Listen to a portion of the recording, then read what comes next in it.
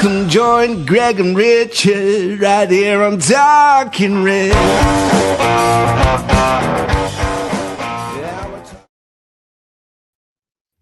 Hello and welcome to Talking Reds, a Nottingham Forest podcast hosted by myself, Greg Oram, and of course, Mr. Richard Spray. On today's panel, we welcome NFFC Australia's Scott Terry. There are nights at the City Ground that belong to history, and then there are nights that test your nerve. Last night was both. A 1-0 win over FC Porto, a place in the semi-finals secured. The name of Morgan Gibbs-White etched into it once again. But this wasn't a procession, it was a slow burn. An early red card that should have settled everything and instead seemed to unsettle Forest. Control without comfort, chances without the killer blow, and a second half where 10 men pushed and the noise inside the ground shifted from expectation to anxiety. And yet this team under Vitor Pereira keeps finding a way. The question is, what kind of way is it? Because now the lens changes from European nights and semi-final dreams against Aston Villa to the cold reality of Sunday. Burnley at home. Injuries mounting, legs heavy, and 3 points that don't carry romance, only consequence. This is where seasons tilt. This is where narratives are written. Forest are 2 games from a European final. And last night, the Reds rolled back the years to honour their teammate, Elliot Anderson. There was a potential red card check. There was a potential red card check. There was a potential red card check. Top pocket.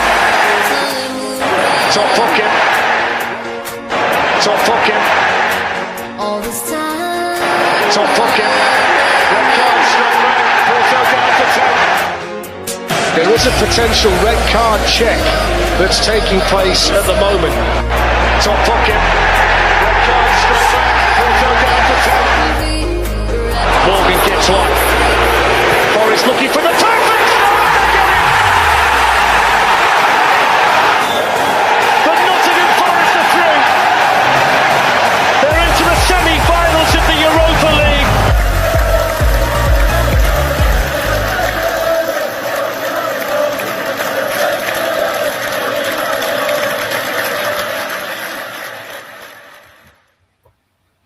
Well, there we go. I mean, it was a night. It was something that we absolutely dreamed of.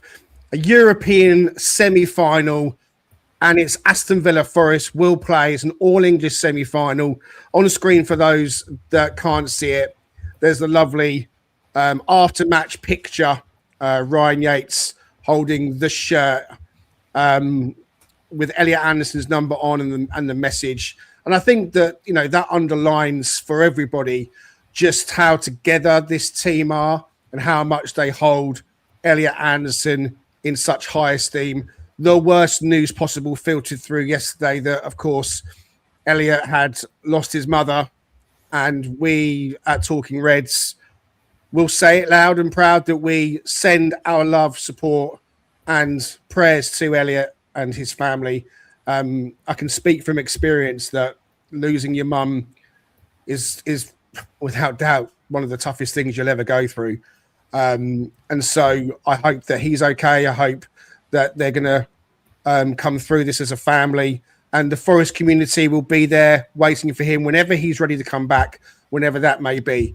And last night it was wonderful, Richard, wasn't it, to see, you know, the team come together and make sure that he wasn't forgotten on that night, because it was a huge moment for Forest, but he wasn't there to be part of it, unfortunately, in person. But certainly he wasn't forgotten, was he?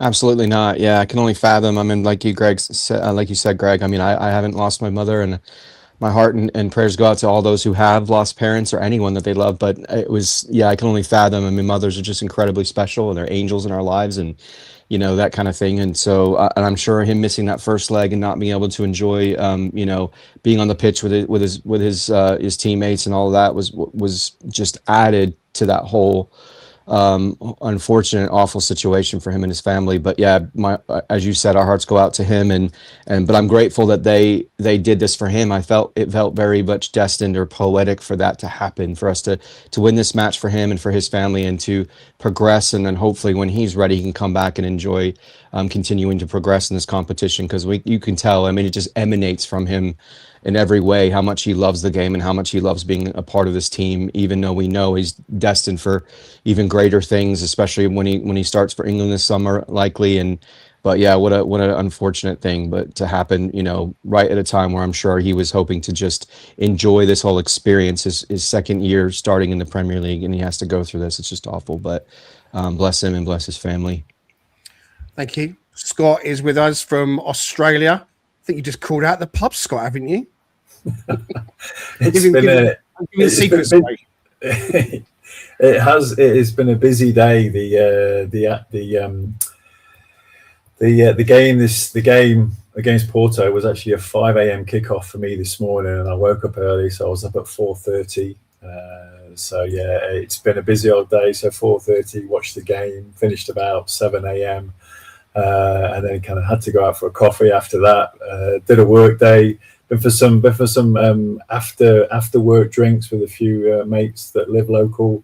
Just been to see my lad who plays football locally as well, and that's just I've had a few drinks throughout the evening, and I'm just enjoying a gin and tonic as we speak as well. So yeah, look, it's yes.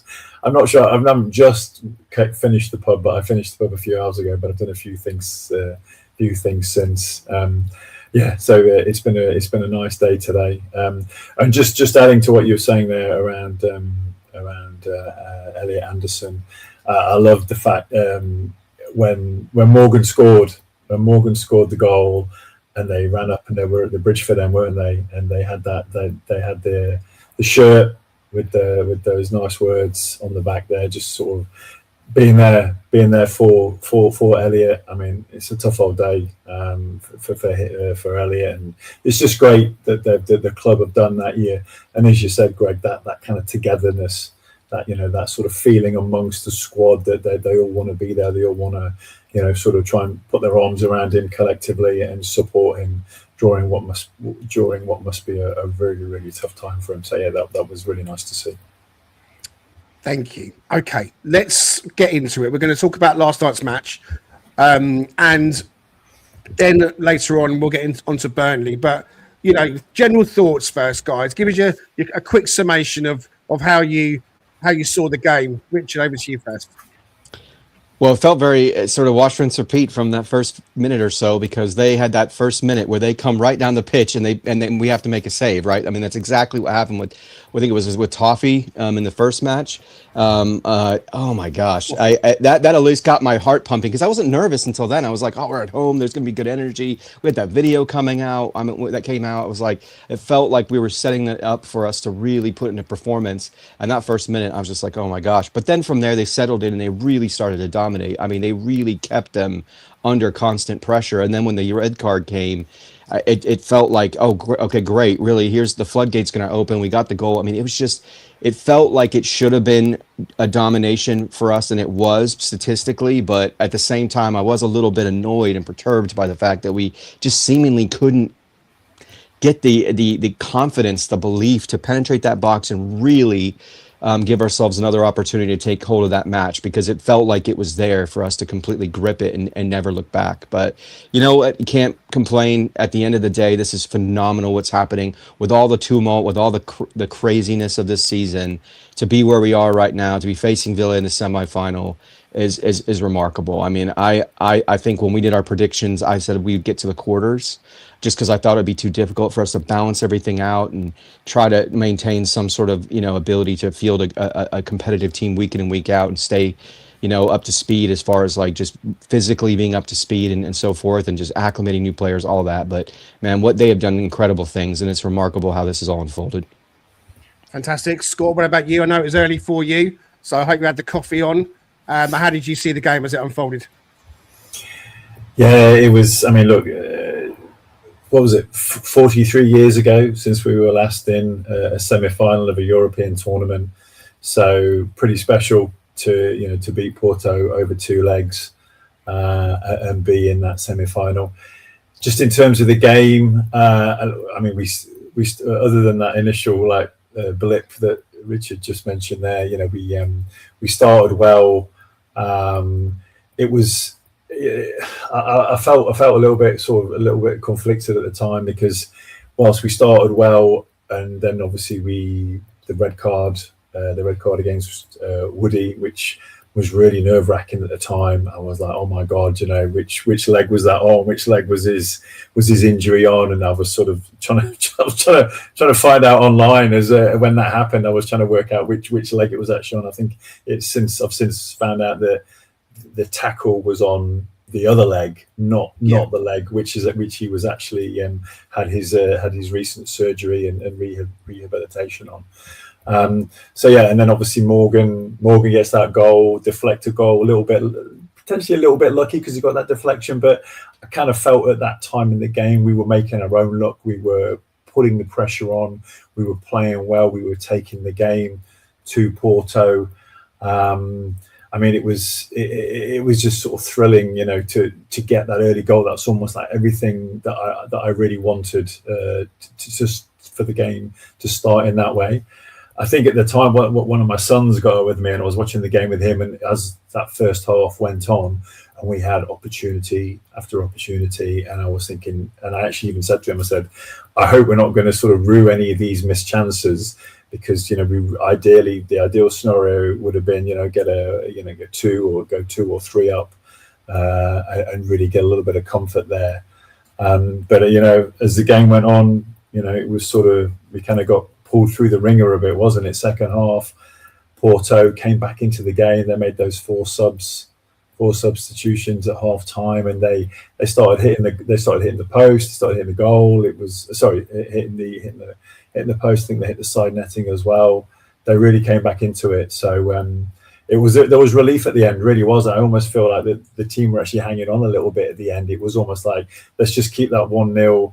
I mean, we could probably come on to it as well, the performance of some of the subs as well. But I guess the overriding sort of feeling is we're into the semi-final of the Europa. Fantastic achievement. We've done really well. There's potential injury topics to talk around, and maybe our sort of quality in the final third. There's a few things that I'm sure we can talk about a little bit more of, but outright, we are there. Semi-final, fantastic. Well done, Forest. Well done. It is brilliant to see us back there.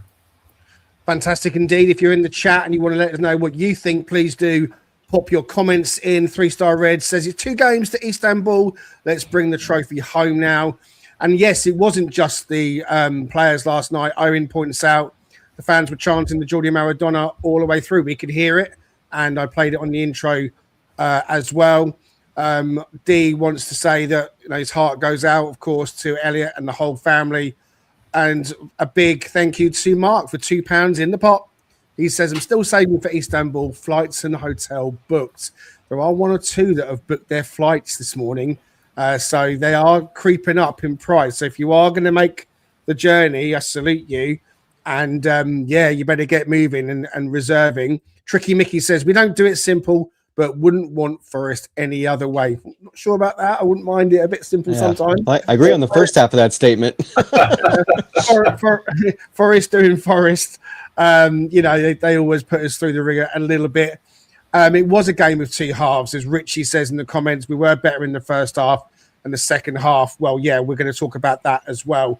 And Steph's with us. She says, I'm late. She was so stressed out in the second half. Don't worry, Steph. We're more than happy for you to pop in late. Just the fact you're here is wonderful. So, yes, we got off underway, and it was a hair-and-scaring moment. Was it a red card, Richard, for you? Was it the right decision? I mean, was it as clear as day and the most obvious red card in the history of mankind? I mean, borderline what you just said. Yeah, I think it was. I mean, he went high. He went hard into him. I mean, it was pretty foolish for a veteran player such as Bednarek to do something like that, right? I mean, given the circumstances, given the situation at hand. I mean, I'm sure he's not thinking about all that. All he's doing is thinking about how do I win that ball back. But ultimately, yeah, it was pretty nasty, right? I mean, you could see the force of the tackle, almost like buckle his knee too and his leg, and so yeah, it was pretty nasty. I mean, at first I wasn't sure what was going on because I was kind of dipping in and out between some other things I was doing for work, and I'm looking at that. I'm going, is there not book? What are they doing? Because they didn't flash anything on the screen. Like it didn't say initially, like, are they actually reviewing this? So I'm like, is he just going to let this go? Is this going to be one of those kinds of matches where it's just so intensely physical that like the ref is just going to let all this stuff just unfold and not be, at least give him a yellow? And then it finally popped on the screen that they were doing the review, and they showed it what it was in the ground as well, right on the display that it was under VAR review. And I'm like, clearly, good grief. I was like, it felt like it absolutely begged for that. So I mean, what a change, a turning of the tides too for us, because I mean, not only did we get them down to 10 men, which clearly made an impact on their psyche, but it was also the fact that it was one of their best players and one of their leaders on the team that was tossed, you know. And so it was just like, great, this is setting the stage for us to finally have the opportunity to hopefully see this out and have an easier time of it. But as we know, as it was said in the comments, that's just generally not how it functions. It's never path of least resistance for Forest, right? We always find the most difficult way to come through. But hey, best stories we've ever heard and we love are always replete with, you know, difficult moments, things you have to endure. So we've had many of those things this season. That's for sure. Yeah. And it was Bednarek. I think he was the chap that I put out at the head of the first leg, and I said, keep an eye on Jan Bednarek because he's the one that will make the error at some point. He's the one like that the Christian Romero of he will do something. You know, of course, last night as well. My wife, for those that don't know, is Polish, and she will defend anything Polish to the hilt, no matter what, even if it's against Forest. So of course, she's like, "What? They sent the Polish player off? Yeah." What? Why? Why would they send him off? I'm trying to explain. When you see the tackle, you'll know exactly why. And yeah, it was clear cut for me. You know, the stud marks on his knee. I mean, there was some confusion in our group because some of the guys thought it was definitely the original knee that had injured, but that was his left knee that he had the rehab on. This was the right knee, and the marks wasn't a scar from surgery. It was the bloody stud marks from Bednarek taking his knee off nearly. And the way he went down, Scott, and was in such clear agony at getting clattered.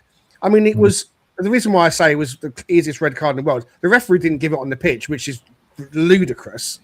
How he missed that. And he's a Champions League referee as well. That's scandalous. But thank God for VAR. I've always loved VAR. Always loved it. Thank God for VAR and the red card check. I mean, it was good to see him get up and come back on. And I know that he eventually went off. And we saw him sat on the bench with the ice on rather than disappearing. And it felt like, okay, this isn't going to be quite as bad as what we think. But he did have to go off. Any complaints on the red card for you? Do you see it differently at all, Scott? Not at all, no. I mean, when I first saw it, and in sort of real speed or real time, I remember saying to my lad, I was saying that looked terrible, that looked really bad, and yet the ref didn't blow. The ref didn't seem to call up for it. So then when they started to, they said there's a check going on. And then you started watching it in slow mo. It looked terrible because the Porto guy, his leg was like fully extended. It wasn't like it was even there was any sort of giving it. Fully extended, studs first, hit Woody smack bang in the middle of the knee, and those marks that you just described, Greg.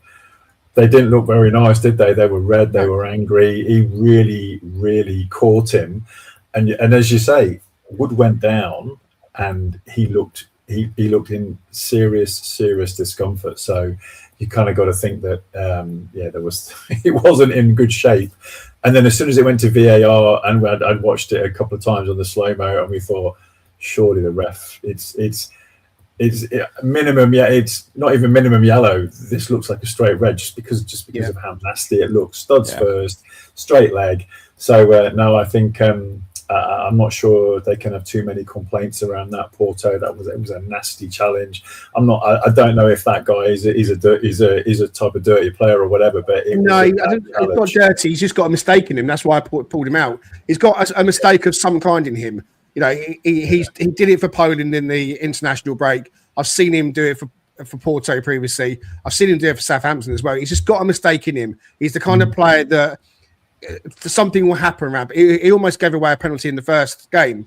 Really went down a bit too quickly, and it wasn't a penalty, to be fair. But is that kind of player where if something's going to happen, he's the one that I would expect.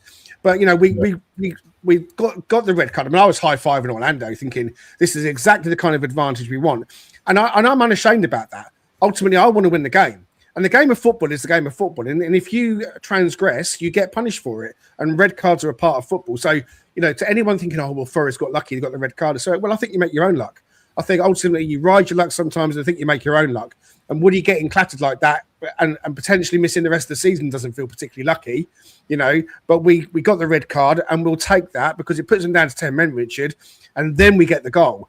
And, for all the chances that we've harped on about, that we've missed on goal, sometimes you just got to keep shooting. Right. They're going to go in eventually, aren't they? And Gibbs-White has the shot, deflects in, 1-0 Forest. And he's the man again, isn't he?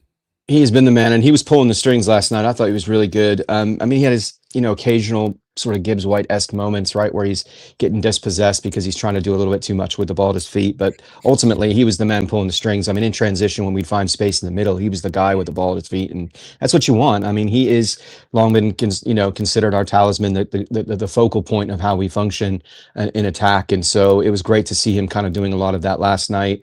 The energy, the passion, and the leadership that he's developed this season, I think in particular, because of how hard this season has been, you've needed somebody along with Ryan Yates as club captain to step up on the pitch and provide that. And we saw that in the first couple seasons he was here. He just had that energy about him that he was going to will his guys to win, to stay in the league. And so he's battle tested in that way. So it was great. And he seems just so elated and so overjoyed by just what's going on through this European experience. As his post-match interview, just the way he's smiling after getting these victories in Europa matches. It's just great to see, because you hope that's what's going to continue to carry into this difficult run-in that we have to close the season, because he's been the focal point, and he's shot better this season than normal. He's scoring goals, and that's what we've long hoped for. And to your point, we didn't see a lot of that in the last match, like in the league. Nico was the only one pulling the string and actually doing the job of trying to take shots and create something, especially against a backup keeper against Villa. But it was important for him to set the tone, and he did that.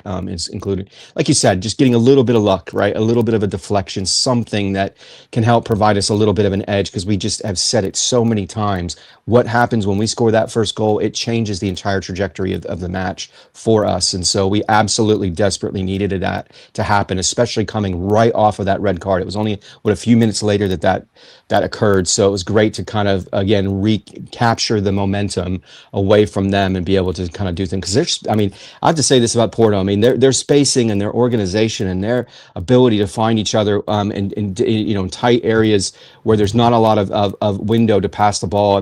It's pretty impressive to watch. I give their manager a lot of credit. He definitely has them ready, and we saw that in the second half too, where even down 10 men, they seem to make changes and create something. But yeah, that's the kind of organization, the way that they function in terms of how they distribute the ball, that we'd want to see in our club as well. And it's great to see that no matter what, we're playing for each other, we're playing for the city. That seems to be evident throughout. We make your own luck, as I say. I've now resorted to Lucky Charms. This is my third shirt, everyone knows me. I always get the shirts pretty much as soon as they come out, except for this one. So this is the only one I've got that's got the Europa badge on the sleeve. So this is the one I've been wearing for both legs. Started with Fenerbahce.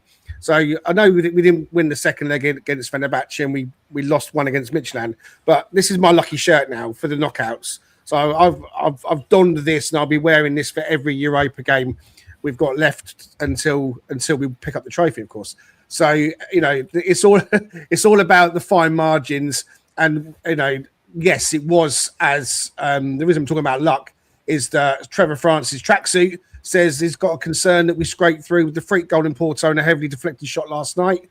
Yeah, the footballing gods are smiling on us, and I'm with Owen. I'll gladly take an own goal and a deflected shot to get us through to the semi-finals, because That's really what it's all about. Last night, Villa romped home again. I think I was saying to you off camera, Richard, Morgan Gibbs-White scores a couple of penalties in the league phase, and we end up with more points, and we end up higher in the table, and we end up not having to play a playoff. We end up on a different side of the draw to Villa. Would have had probably an easier route, and we probably still would have got to the semi-final. The fact is, we ended up doing it the hard way, but we have still got to a semi-final. You can win it 1-0, or you can win it 10-0. If you're in the semi-final, you're in the semi-final. It's simple as that, Well, and what's amazing about this too is look who sits on the other side of this draw. I mean, I think everyone will say one of the most viscerally poor performances we've ever seen from our club this season against Braga. So I'm like, man, you're saying I'm like, please let that be the case, because how beautiful it would be for that to happen, right? Because when I think about the Deitch era, there's good performances, Liverpool wins and all that, but that Braga one stands out, man. I mean, that one was just palpably terrible. And so, yeah, it would be just the most amazing thing, and it would absolutely be the Forest way for us to go and have to face them, and that be the way that we win a trophy, right? Against the one team that we seem to just absolutely play the worst against. Forest had more chances, Scott. They had the Dominguez header. They had an Igor Jesus header. They had a Murillo shot that just went wide. There was a Dominguez shot. There was other things going on. They had control, had chances. Richard said that we needed that first goal, but we bloody well needed a second, really, and it wasn't coming. So why didn't Forest kill the tie, Scott? Is this a technical issue or is it a mentality issue? I think mentality-wise, I think we kept pushing, right. We certainly in the first half, certainly after Morgan scored the first goal, we did have a lot of chances, a lot of opportunities, and we kept pushing forward. I think it comes back to a problem which we've seen throughout games throughout this season, where our quality in the final third is just not that good, and that's potentially one of those things which is still a bit of a concern for us, is that we still we even when we do create more and more chances, we're still not necessarily converting them all, and this comes back to us having an absolute a tip top 15-20 goal a season striker. Just going back to what you're saying about Morgan, I thought he was great in the first half. When Porto had their guy sent off, that freed him up. He got far more freedom in the middle of the pitch. Their formation changed. Well, it rocked them, didn't it? They didn't know how to deal with the red card, and they gave our best player all the space he's ever had. Crazy. That's right, and that's why we were able to create so many chances, and we looked really good. I think what was noticeable is that in the second half, when the Porto coach brought on, I think it was 4 subs, changed it around again. They changed the formation. Morgan was marked a little bit more tightly, and therefore we didn't have the run of the game anymore, even though we still had a numerical advantage. We had one guy numerical advantage, but Porto came back into the game, changed the formation, and started to take the game to us, and that was very much the sort of shredded nerves. Second half was sort of tough going. We still had some chances in the second half. Just going back to your original question around in terms of killing off the game, we still had we had more chances first half, but we still had some chances in the second half. It kind of ebbed and flowed a little bit second half, but again we still struggled to take those chances to that quality in the final third. And so whilst it's great having Wood back, it's just unfortunately he got subbed off, and whether or not he would have played a full 90, I'm not sure he would have done, even if he hadn't got injured with that tackle. But it just goes to show having that consistent striker that can take their chances, we really do miss that. I think, sorry, just to go back to your question, I don't think it wasn't for the desire. I think there's certainly a desire to actually score more goals, and we saw those opportunities. It was more our ability to actually take those opportunities and that clinical edge in the final third. Time's getting away from us, but I don't want to kind of move on away from the Porto game yet. So this might end up being a full hour and 10 minutes, but we'll try and keep it concise. So I'm going to ask Richard and Scott. I'm going to kind of give you some topics quickly, and we're going to make these quite succinct with your answers, so that we can move on. Quite straightforwardly, we had 1 or 2 players that I thought weren't up to it last night, and that didn't help. Richard Spray, Dan Ndoye. Yeah, I was going to say this. I like this comment from Colin Robinson, and it kind of speaks to that. We are struggling to score at home. I feel the formation with wingers is not working. Maybe we should play with 2 10s or wing backs, 3 midfield. Are we too predictable? And I would say that is definitely true. I mean, the quality of what we see from the wing backs in particular, Ina and Nico, because they're both really good defenders as well. They both got good pace. They're both good on the ball. I mean, those are all the ingredients you want, right, from a winger. And frankly, at this stage, I think Nico starting to provide more assists and get more goals than that left-sided winger. I mean, bless Callum, he's a great player, and I think if he had been starting last night, I think there were a few moments that he could have done something better because his decision making's better than Ndoi's is. Because I thought Ndoi at times was just either too hesitant to try to do something with the ball or too quick to try to drive the ball across, and then the quality of the balls coming across were really poor. He wasn't giving enough time for a player to actually. I mean, that whole front three, as Scott kind of has touched on, and others are touching on the comment, it's just not been good enough at any point. And Hutch has shown flashes. Bacco is starting to show flashes. Callum's shown flashes.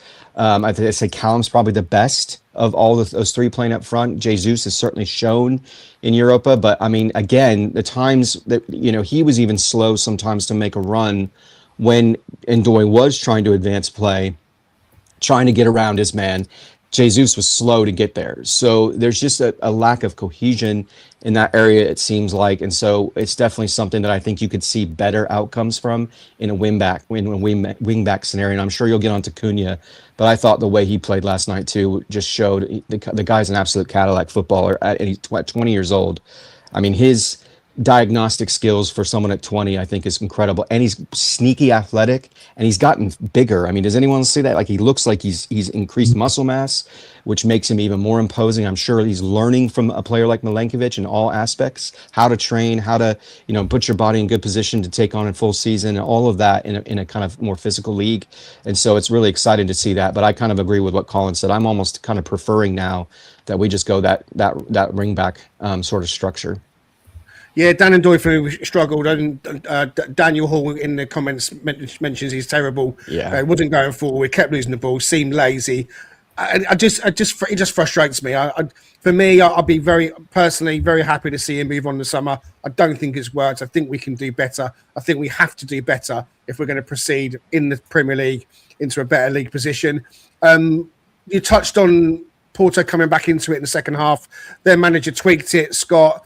The 4 changes. I mean, what was that from Forest? Were they pushed back, or was the psychological fear of maybe losing it making them allow Porto to have more of the ball? I mean, we allowed Porto to hit the bar twice.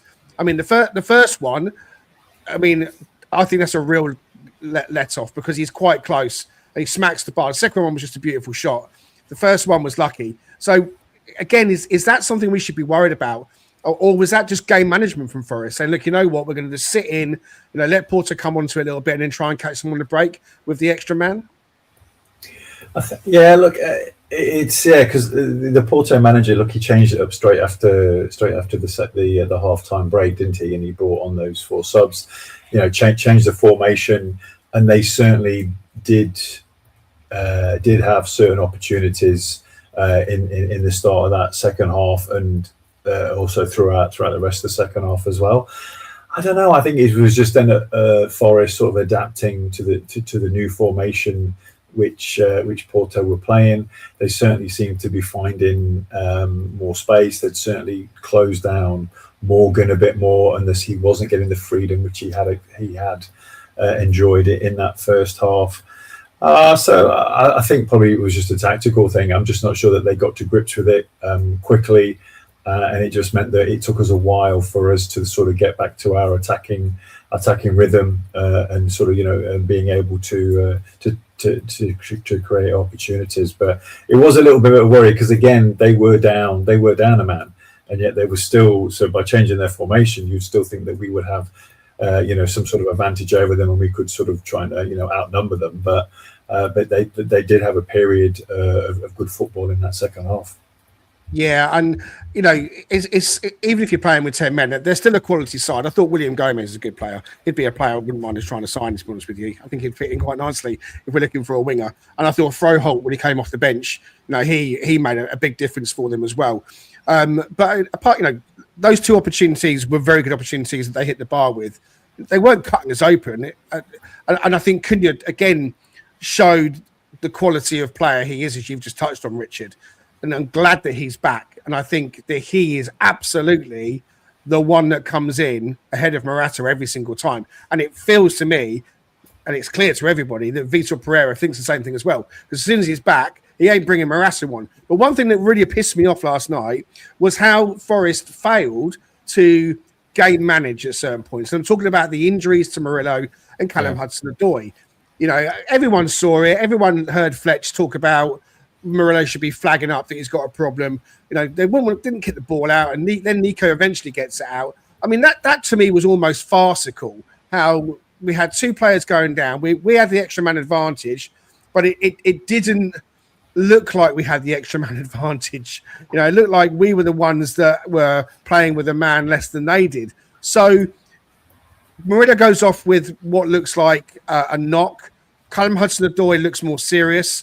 In the after interview, Vitor Pereira talks about the fact that Hudson-Odoi looks like that's going to take a bit of time to get back from. He's more hopeful that Wood and Murillo are just knocks and maybe be back for Sunday. So we'll think about them in our teams when we come into the Burnley situation at the moment. So I need to kind of move us on slightly. Just Scott, very quickly, thoughts on Dylan Bakwa? Look, he didn't sort of cover himself in too much glory, did he? There was one moment that I particularly remember where he was sort of running up the pitch in this, you know, after he ran up the pitch and he seemed to be making headway, and then it's almost like he didn't realise he couldn't figure out what to do, and he almost just ran into like two or three of the Porto players who just lost the ball, and there was options, maybe options either side of him. But he just sort of ran into them, and I just that just seemed a little bit odd. But I don't want to be too hard on him, right? Because he's shown, and I think against Midtjylland when we're away, and he has shown glimpses of the confident play. When he is that confident player, he can be a key part of our squad. So I don't want to be too hard on him. I don't know whether there was just a little bit of just collective sort of struggles amongst the team in that second half. I would just, sorry, there was just two other things I just wanted to point out. You mentioned Cunha. A question for yourselves and also potentially the guys in the chat as well. Is he the best player? Our best signing of this season. So that's a question to mull. Just have a think about that. But then the second thing I was just going to say was, you know, we shouldn't be. I was just looking at some stats earlier. We shouldn't forget that Porto are a decent side. They're streets ahead in the Portuguese league, and Lisbon, who the team that played Arsenal, they pushed Arsenal all the way over two legs as well. So you know, they're way behind them. So you know, just want to make sure that we fully appreciate that Porto are a good side, and we should recognise that. But also then the Cunha question: is he our best signing this season? We'll let the chat start answering that, and we've got to move on, and we can drop that into the conversation in the second part of the episode. So I'll pause here and say that the Cheese Trader is our sponsor. If you would like to order some cheese, you can do so, and I've put the nice QR code on screen as well, so you can scan that if you're watching. We are also streaming today for the first time to Facebook, because that's a new thing. So we're going out to Facebook. So if you're watching on Facebook, Facebookers, howdy, hiya, good to have you with us. If you're on X, because we're streaming there as well, hello, X streamers, and of course the YouTube, massive, our bread and butter. Go ahead, hit like and subscribe, guys. Follow us wherever you can. Tell your friends. The Cheese Trader is Stu Freestone. He's based in York. He is an absolute legend, and he will give you 10% off your cheese order every time you quote Talking Reds. All right? So the Cheese Trader proudly sponsors Talking Reds. Please do give him a call. Details are in the bio. Right. We'll continue kind of like our thoughts on last night as we go into thinking about Burnley. They're coming to the City Ground on Sunday, Richard. It's a massive 3 points, isn't it? I mean, this has got to be a must-win. How quickly can Forest mentally reset from the European high to a relegation scrap? I mean, I think they can do it because I think that's the way the manager's going to approach it with them. I think he's built into them, with the idea, and I'm sure he's done plenty of coaching up with the players as to how we're going to manage this whole stretch of time and what we're going to do to try to, mitigate getting too leggy, too out of sync through so many different matches and everything. You said, Greg, he seems like he's always had a plan through these types of cadence of play, and so. I would imagine he's going to have them mentally ready for that. And as you said, you hope that, Scotty talks about momentum a lot and positivity and just continue to carry that over from match to match to match. And we've seen that the stretch of time when we're not losing, we're getting the wins, we're getting the draws, and so forth. And so hopefully that continues. And again, being back home, seeing the kind of energy and the atmosphere that was generated last night, which we long seen that frequently, but hopefully, as we had said in the preview to Porto, is that you need to make that transition, that pivot to creating an environment that's difficult for teams to come into. And obviously Burnley's going to want to play the spoiler role because they recognize, they're playing some teams, they're playing us that are in that relegation scrap. And so they're going to want to do their best they can to put in good performances to close the season, make things difficult. They are like that Luton-esque team. They just are plucky and annoying to deal with, and they can sit in and make it difficult for you to break them down. But and they've got some decent talent on their squad as well, even if it's not manifested in terms of their goal differential and just their overall points accumulation and all that. But yeah, I think Vitor is going to have them in the right state of mind to make this. And he's kept saying it. He's definitely put the onus on the fact that the fans create so many opportunities for us. He has long said that this is the family scenario, like you've mentioned, Greg, and Scott's mentioned. So I think he'll continue to press that button and try to instill in them, like, look, guys, we're doing this for them, right? We're doing this for the city. We're doing this for what the time and energy and sacrifice of both money and time to be here to support us. So let's honor that. What about you, Scott? Is Sunday the real pressure game of the week, despite the glamour of Europe? There's certainly a lot of pressure on it, isn't there? I mean, these two games, obviously, we've just, we've gone and we've beaten Porto.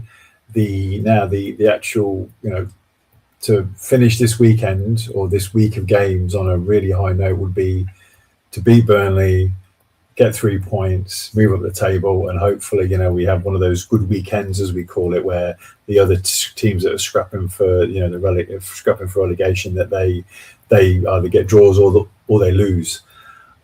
It's certainly the pressure game now because now we've beaten Porto. I think that again, and Richard, I'm going to talk around confidence and momentum. I'm just so happy that we won today. We're now in the semi-final of the Europa Cup. That's massive. That is huge. So we need to really take that. I think you mentioned around Elliot and poor guy losing his mum, but just that squad togetherness, winning the game. They can use all these things to really sort of bring the team together, really focus on that game against Burnley on Sunday. The only sort of things which I have in the back of my mind, which I'm trying to keep at the back of my mind, is just around the fact that we're at home and our home form isn't great. I don't want to dwell on it too much, but I think last night that was the first game we've won since January at home. But then the other piece as well, we're playing a bottom half team. Typically against the top half teams, we do tend to do better because those teams don't mind having the ball. They will try and attack us a bit more. But look, we've got the momentum. We've got some confidence. I think we should definitely, go into that game full of confidence with an aim to get those 3 points. The injuries, I think I saw just before I came on, I think Woods should be okay. I don't know if anyone's got any more injury updates, but obviously injuries will play a part in this as well in terms of obviously team selection. But look, let's just be positive. Let's take the momentum which we've got from the Porto game, and let's just make sure that we do our very best to try and get 3 points against Burnley. Just a quick footnote. I just read an email from the club that tickets for the Aston Villa first leg are on sale to season card holders from 2:00. That's 14 minutes time. So if you're a season card holder, you can secure your Aston Villa ticket. So read your emails if you haven't seen it already. Forest members, the top 2 tiers, I think that's from Monday from what I've just read. I'm a core member, so I think that's from Wednesday. So, yeah, they're going to be staggered out as usual, and there's going to be a rush for tickets. I think everyone's going to try and get them. I'm definitely going to try and get a ticket. And I've convinced my wife to let me take my son as well. So he'll be missing school the next day. I hope there's no one in school. But yeah, that's hopefully we can get a ticket. Anyway, back to Burnley and back to the teams then. Let's think about does Pereira go as strong as possible? I think he probably does. Let's put this team on the board first. And look, I've not included any of the injured players. I think that it's fair to say that if Wood is fit to play, I want to pick Wood. If Murillo's fit to play, I want to pick Murillo. But here's Sells in goal. The back four of Williams, Cunha, Milenkovic and Aina. So no Murillo. Let's suggest he's injured. A midfield two of Dominguez and Sangare. Gibbs-White in the 10, N'Doye on the left, Hutchinson on the right, Igor Jesus up top. So that's a 4-2-3-1 combination formation. I wonder, Richard, what you thought about this. And is there anybody that stands out that should be included that hasn't been included, aside from the injured players that we know about? Because I think we all would agree that if they were fit, they would probably play, right? Absolutely, yeah. I mean, yeah. Clearly, if Callum was fit, he'd be playing. You know, I just I know it sounds terrible, and I hate to be so negative towards an individual, but I honestly I'm getting the same vibes that I get with Morata in the back line that I do with N'Doye in the front. It's just, to me, I think he kills attacks at times, when in a situation where you're looking to buck the trend that we've just been talking about, as Scott has mentioned, some have mentioned even in the comments that, you know, this lack of goal scoring threat has been there since early in the season. We felt like it might not be the case when we faced Brentford in that first match and we pumped him, but then when he's better off the bench, isn't he? He's much better off the bench. I 100% agree with that, and I think honestly, in a way, his confidence level seems to speak to that, right? I mean, the way that he approaches the game, he feels like I can make an impact in this short span of time versus like I've got to do something consistently over an extended period of time, which is why I know it seems weird in this situation, because we've just talked about some of the lack of sort of football IQ that we've seen from Bakwa, but he strikes me as a player who's very similar to Olanga's situation when he first came in with us, as well as, you know, like you look at Noni Madueke. I mean, I understand Noni Madueke is a good player, really good player, but it took time for him to acclimate and to find his feet a little bit.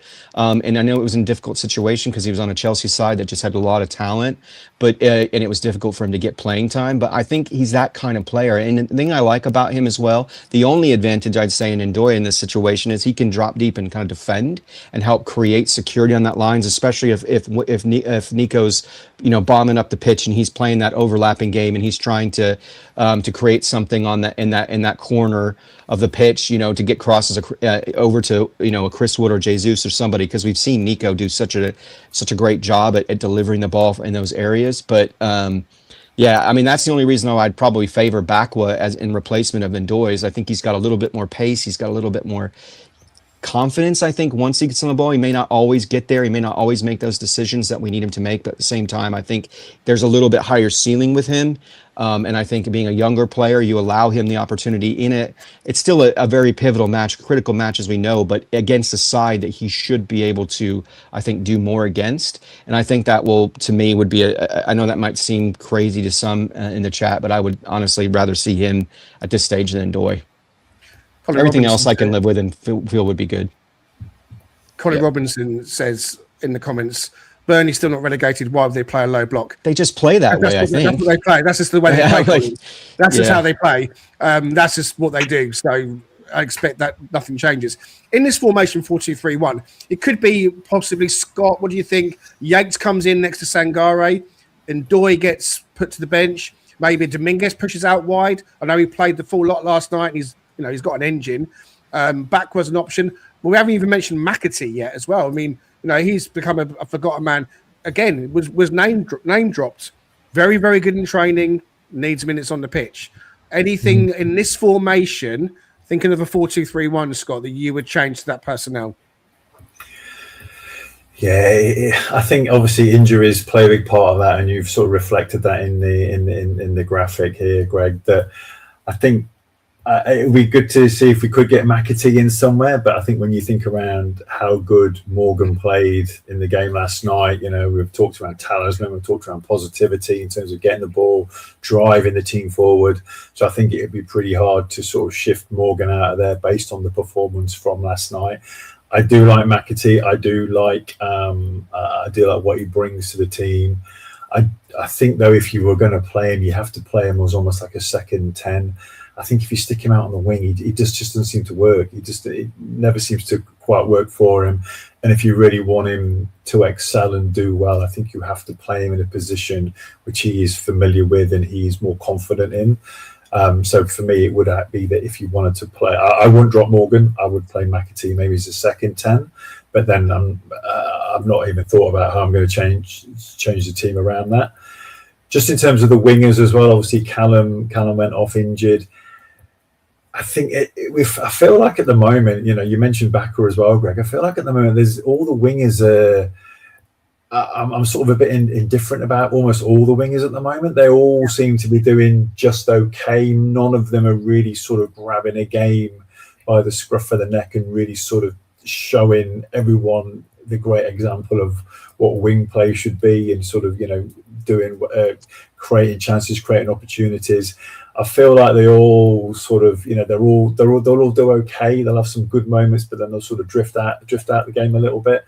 And we've talked around on the pod before around how frustrations around them sort of driving. They seem they'll have like a little bit of space and will be almost like will be on the attack and they'll drive to the byline. But then instead of trying to get a ball in, a quality quick ball in early doors, they'll turn back. It will come back and then it'll go along the edge of the 18-yard box, go to the other side. And so I just feel at the moment the wingers, I'm a little bit indifferent about any of them, to be honest, at the moment in terms of their form. I think with Cunha there, look, if Murillo is injured, then definitely Cunha over Morata, absolutely. The only thing for me with Cunha is he is of a similar sort of physical presence as Milenkovic. He's a big, tall geezer. He's actually more mobile than that. He is. But the only thing is the reason I'm saying that is that Milenkovic and Murillo do have that excellent understanding. And I wouldn't say they were like a perfect combo of little and large. I don't want to try and draw to that. But Cunha is a similar. He's a tall guy. Yes, he is mobile, but it's just whether or not him and Milenkovic have worked out that good understanding. But I'd have no qualms with putting Cunha in if Murillo was injured. But as long as Milenkovic and him do start to sort of build on that partnership. Well, the lack of faith in the wingers is why I personally would prefer to go with a three at the back. I think it's time now to bring in. And look, this is a formation. I read it out, and this has got Matt Sells in goal. This has got Morata in with Milenkovic and Cunha. Clearly, if Murillo's fit, it's Murillo, Milenkovic, and Cunha. Clearly, all right, guys. This has got a midfield across the four. So this is a 3-4-2-1. So Luca Netz comes into play on the left-hand side, who actually also can play as an out-and-out winger, by the way. So a left-footed driving forwards player who has played as a left wing back / winger when he was at Mönchengladbach.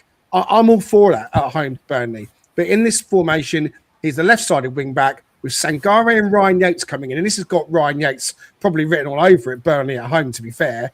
Nico Williams on the right. So Ola Aina gets a rest. I mean, it could be that it's Ola Aina and Nico gets a rest, but I think it's more likely that Williams plays.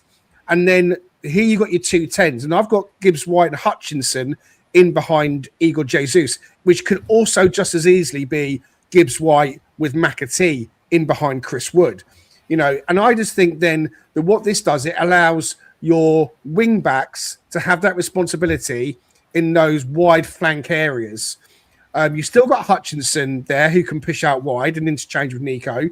Nets overlapping on the left on the left flank. First time ball coming in with the left foot.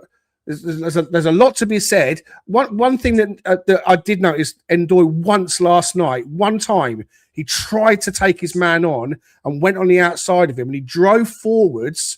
And I thought, fair play. And actually, the defender got across and kicked it out for a corner. And I thought, fair play. I was glad that N'Doye did that because we haven't seen enough of that. It's been too much cutting back triangles, not getting the ball over. So I'm thinking that I know it's Burnley at home, but even if it's a 3-4-2-1, that can still be a very attacking formation. It's how we got promoted. Steve Cooper had this formation to a T.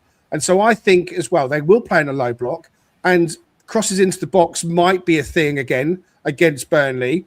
No one seemed to be getting on the end of it last night. So I guess the question for the panel, for you guys is, does Taiwo come into thinking? I don't know. Me personally, no. I think he's an off-the-bench option. Does Lorenzo Luke come into play? Again, me, it's a hard Absolutely no. not. It's a hard no. But I'm just kind of putting it into the ether that, Igor Jesus, Chris Wood might be unfit. What do you think, Richard, about this? The 3-4-2-1. Have I made a good case for Luka Netz, or am I crazy? I think Luka Netz, to me, is not the fear factor in this scenario. I think it's the guy behind him that creates the problem for me. I mean, you've got one, Netz hasn't logged virtually much of any time in the Premier League at this stage, or much. I mean, because he hasn't been playing in Europe, so he's not getting minutes anywhere other than that.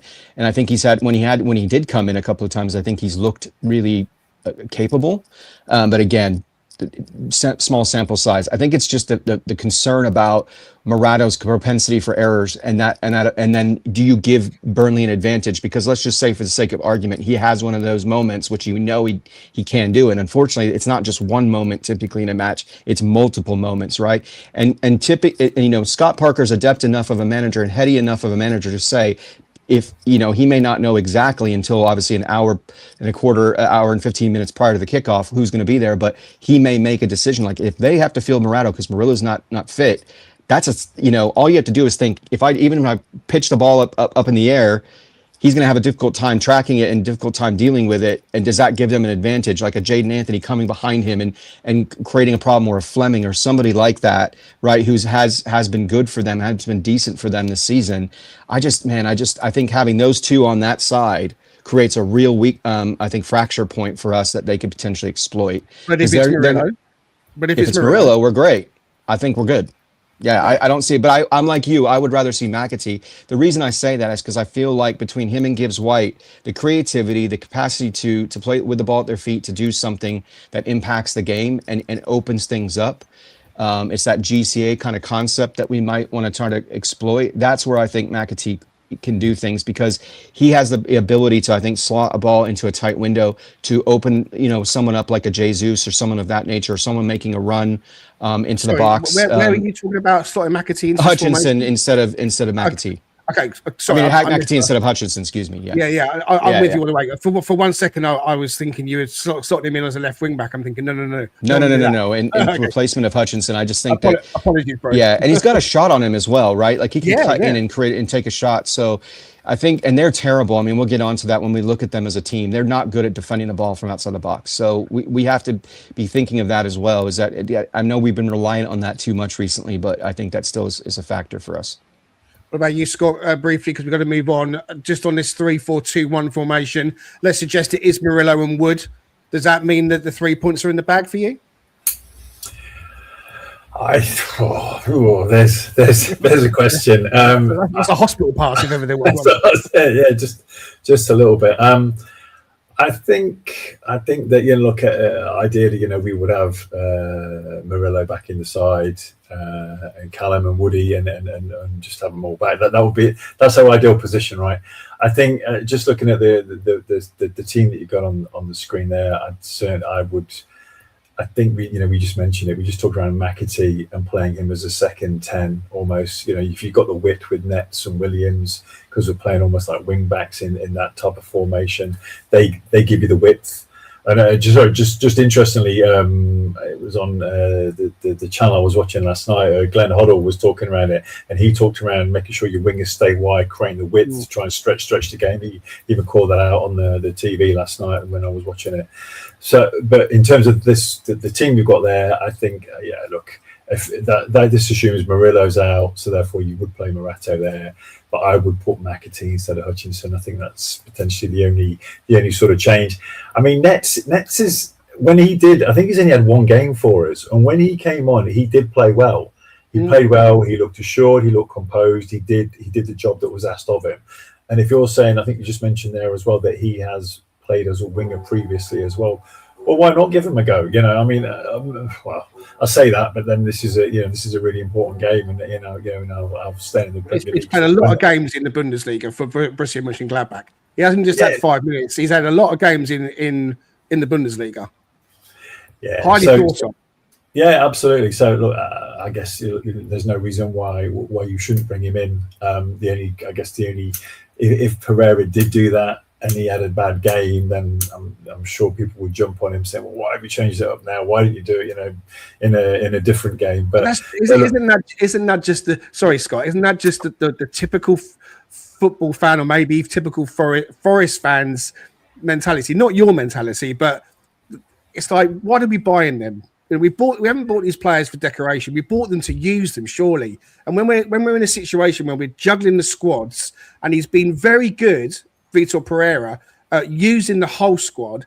I just wanted to be brave in this Premier League game against Burnley, who we should, no matter who we play, we should beat them. We've got to give some of these players an opportunity, haven't we? I think so. Yeah, I think when he first came in as manager, Pereira, I think he had to be a little bit more safe. I think now he's got some wins under his belts. He's shown that he can get us playing. He can get the results that we need. That he can now maybe take a little bit more license to try something a little bit different. And I would sort of put Nets in that category.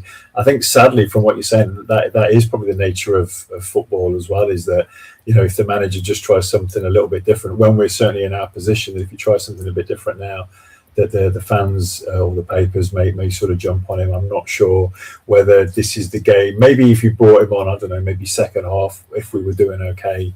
But I think to start him, and he didn't do well, I think that would, sadly, that's the game. That's football these days, You could be right. It could be an opportunity to bring him off the bench. I kind of feel like sometimes if you want to start your first game, starting at home, I think is the best thing to do. But look, we are pushing the clock a little bit. We're going to take a very quick look at Burnley. Richard has put together the opposition preview, so he's going to whiz us through this. Here's the first slide. Yeah, no surprise to anyone. For those who can't see it on the screen, their last 6 matches, they've lost 4 and drawn 2, so that shouldn't surprise anyone. They did get a draw against Bournemouth, right, who we know is a tricky proposition for us, and they almost came back and at least kept it to a draw against Brentford, who had taken a commanding lead, and then they kind of came back on them. So we can't just take them lightly, even if we do get a lead, because that is one of their strengths. Their strength is coming back from losing positions and defending a lead, which is not something that you would think in a team in the position they're in, but they're poor against defending attacks down the wing. So to your point, Scott and Greg, about that wide area being such a critical opportunity for us to stress them and manufacture some pressure. They're not good at defending counterattacks. Well, we know if we drift into a low block scenario and get on the counter, we've got players like Morgan and even McAtee, if we end up playing with him, to drive that forward. They've got a few injuries. None of them are nailed on starters by any stretch, but they're at least players that add depth. So Hannibal is a former Manchester United player. He can come on and provide some energy and some adeptness on the ball, but he's going to be out. But in terms of formation, they typically are going to be a 4-2-3-1. They're going to operate with Hartman on the left back, Esteve. So Dubravka in goal, Esteve, and your left center back, Ekdal or Humphreys, but most likely Humphreys in that right center back position. And then sometimes you'll see Kyle Walker, obviously a player that we're familiar with on that right back position. Ward-Prowse and Laurent in the middle. And then you've got players like Foster and Anthony featuring on the wings, which I think is their most dangerous players, along with Fleming. Fleming's their top goal scorer. So if you want to switch to the next image, Greg, so shouldn't surprise anybody. They got a significant goal difference. They've got a 30 goal deficit. They've scored 33, given up 63. Their XG, they're right about on point with their XG. They're just slightly above their XG numbers, but they give up a lot of goals in open play, 37. They give up goals on set pieces. So they're, again, having Acuna in there along with Milenkovic to get that height factor, both in terms of defending them as well as in terms of getting maybe a little bit slight edge on when we take set pieces. They will give up penalties as well. They've given up 6. So 10% of their goals have been from penalties. So something to take advantage of, where we have to box crash. We have to create problems from in there, and having players like McAtee are good on the ball. People like Morgan Gibbs-White to generate those penalties would be fantastic. Again, Fleming's their guy. That's their focal point. Got to limit him. Got to limit Anthony as much as possible. Hartman coming out of that midfield space is a good out of their back line. He's a good assist guy for them. And then Dubravka is rated as their best player. But I mean, look at how many goals they've given up. So that should tell you a lot. So ultimately, in terms of where they attack from, they're really going to focus on that right-hand side. That's where they dominate. So we got to be cognizant of that. And then their shots, I mean, 55% coming from inside that 18-yard box. Very limited box-in-the-box moments for them. In the 6-yard box, 8%. Very low number. That's one of the lowest numbers I think I've seen this season when we look at opposition. So overall, everything on paper tells us we should dominate these guys. And, regardless of the kind of some of the personnel changes we might have to make, I think the quality of our team should win out. But we can't take them lightly, right? They're gonna give everything in this match. They're always going to play with their hearts on their sleeves, as it were. So we've just got to be cognizant of not getting too lulled into a false sense of security like we kind of did against Porto yesterday. We got to do the opposite of that. It's football. Anything can happen. It can be a red card. It can be a handball off the line, Nico Williams. It can be all kinds of things that get in the way of 3 points. We shouldn't take it for granted. So I was a little bit flippant earlier when I said 3 points in the bag with our best team out, because football doesn't work like that. And I certainly don't think that. Okay, we're going to round things off. A few more questions coming at you guys. 30 seconds answer. I have the clock ready as well. So I'm going to chuck these at you. So 30 seconds maximum to answer these. Scott, after struggling to kill Porto off, how important is a fast start against Burnley? It's massive, absolutely massive. Take that confidence, take that momentum. We have to start well. We start well, get an early goal, crowd lifts, the two players lift, and then we can just sort of take it from there. So yeah, huge for us. Thank you, Richard. Do Forest need to be more aggressive or more controlled given the stakes? I think we need to be more aggressive. I think we need to play like we're the better side. And I think we need to have that belief that we can do that. So be on the front foot from the off. We've got a good enough defensive line to, I think, manage that. And we've got two players in Sangare and Dominguez, if they end up playing, or even Anderson, if he's playing, to deal with the dueling aspect and to limit their movement in the middle of the pitch. So let's just play like we are the better side, because we are. Perfect. Thank you. And of course, it's worth mentioning, there's every chance that Elliot Anderson does play on Sunday. We want him to feel ready to come back whenever he wants to. Speaking from experience, I ended up being out of work for a couple of weeks. There was lots to sort out. It was just me and my dad, having lost my sister before my mum, which was another blow. So yeah, these things can sometimes take time. But it's a different scenario. I wasn't a professional footballer, and we know about, sadly, other players that have lost parents, their father or their mother. They talk about it when they play again. And I think Ibrahim Konate, if I remember rightly, forgive me if I'm wrong on that, I think he was one recently, and he played quite quickly. And sometimes they just want to get back on the pitch. They just want to get back out there and play. And for me, getting back to work was actually quite good in the end, and I had my best spell at work. But that was just me. That's a personal thing. And, there's no pressure on him. But it could be that he comes back and he plays on Sunday, or maybe he doesn't and he comes back for Sunderland away. And, of course, as a Geordie, he's going to want to possibly play in that game. And it could be that that's the game that he really, decides he's going to turn it on. But like I said, there's no pressure on Elliot Anderson whatsoever. We love him, and we're praying for him. Scott, is there a danger of complacency at home against Burnley? I don't think so. I would hope that Pereira has them, really sort of focused on this game. I'm sure now Porto is over and done with. They'll be straight away thinking of back onto like the Premier League focus. This is our next game. Talking around, winning the weekend. If we can beat Burnley and other results go our way in terms of the other teams that are in that relegation battle. I'm not sure. I mean, people talk around. We've got, is it six cup finals now, or 7 cup finals? Whatever, however many Premier League games we've got left, they are all a cup final, right? So therefore, all these games are huge for us. We've got Porto out of the way. We've got that. We know that's in the bag. Let's leave it. Perfect. Okay, guys, we are out of time. Otherwise, we'll be here all day. Thank you so much for joining us in the comments. It's really appreciated that you have contributed as well today. The team are through the semi-final. A massive game on Sunday. Scott, in a word, score prediction on Sunday. I certainly hope we'll score. Maybe just keep it simple. Let's just go 1-0. I'm not sure they'll show a lot, Burnley. So let's just go 1-0. Okay, Richard Spray. Any closing thoughts in your score prediction?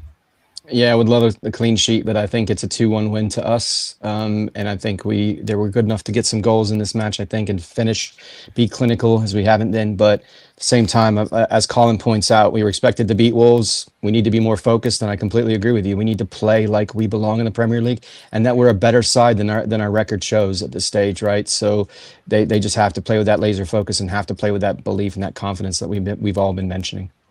Fantastic. For me, it's a 3-0 win. 3-0s have popped up when we've needed it. Love a 3-0. Twice against Spurs, once against Liverpool. We'll take it.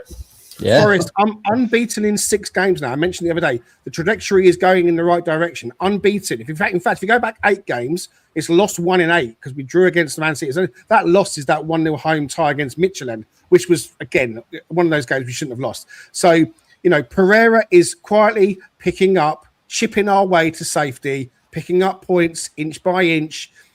It's a huge game on a Sunday. Let's make no mistake about that. Tickets are now on sale to season ticket holders for the Aston Villa first leg. It's been a huge night at the City Ground. Another huge occasion on Sunday for Nottingham Forest. Come on, you Reds.